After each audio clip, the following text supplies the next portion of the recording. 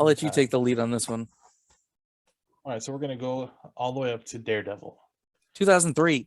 2003 Daredevil. That's correct. Elektra was in Daredevil, and that Yes. was Jennifer Garner. Yes. She does some hair commercials now, I believe. Yeah. Her and Ben Affleck met during this movie and they got married later on. Did they? Yeah, they are now divorced though. Yes, because he's with J Lo. Yes. Which did they meet on a movie set too? I don't know if they met on a movie set, but they did Okay. Giggly together, and that movie's Okay. garbage. Because I know they dated twice now, and Yeah. moving Isn't on. isn't he dating Anna de Armas? Right now, he's engaged to J Lo. Again? Oh my god. Yeah. Here's a whirlwind. Also, this is totally off topic. Ben Affleck has the worst back tattoo of all time.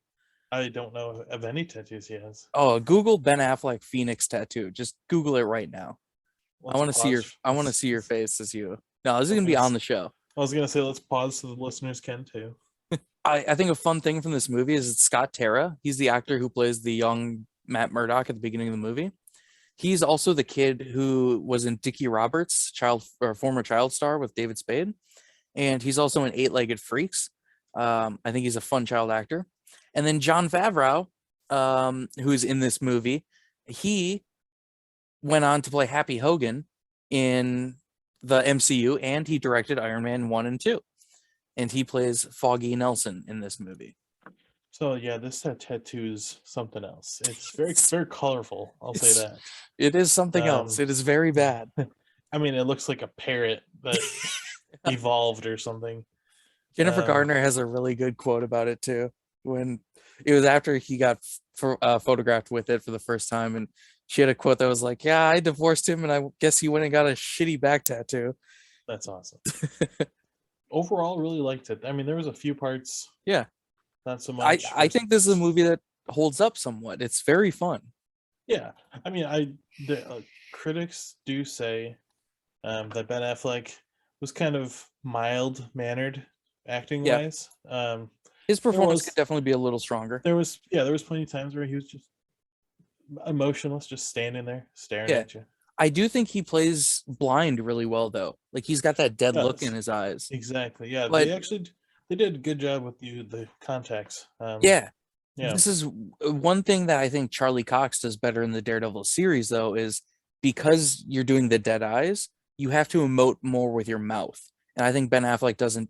I don't think he's as skilled as an actor at that point in his career to where he was doing that.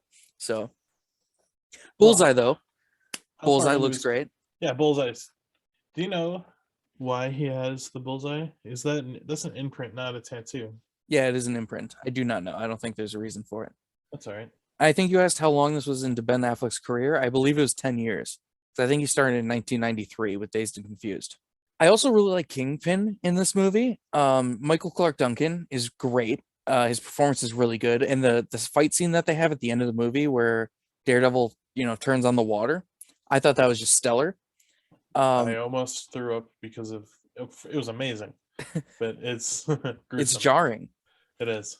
I think this is one of the earliest aspects of, I remember at least, when they changed the skin color of a character for a modern superhero movie. True. And I think it works perfectly in this movie. His performance is great.